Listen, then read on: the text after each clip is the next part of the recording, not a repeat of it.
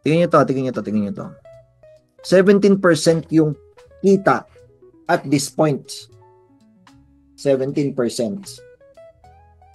Pwede kong kunin na yun. Pwede kong kunin na yun. Pero what if kasi tumaas pa yung presyo? Pwede pa rin naman ako magbantay. Diba? What if tumaas pa yung presyo? Now, pero syempre, dapat behind the scenes, kaya kong tanggapin na kapag trail stop yung pinili kong exit, dapat willing ako to take profit kahit 12%. Diba? Kahit 10%. Kahit 8%. Ang tawag ko dito, silver medalist syndrome.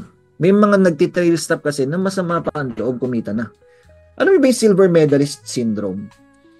Yung silver medalist, nangyari sa Olympics, para makakuha, sabi nila, mas masaya pa raw yung bronze kaysa sa silver medalist.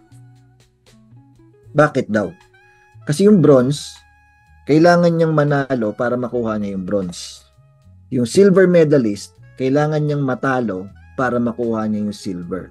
So even though mas mataas yung rank ng silver kaysa sa bronze, mas masaya daw yung bronze kaysa sa silver. So yung silver, pag nakakuha ka ng silver, ay number 2 lang ako, tinalo ako ng gold. So parang ganito yun, ano? Kunyari, dito, nakita mo Nakita mo sa sa cellphone mo, sa PC mo, na meron ka ng 20.93% nakita. At current price, nakita mo na 17.81%. Malaki-laki pa rin, kahit pa paano. Now, if nag-trail stop ka,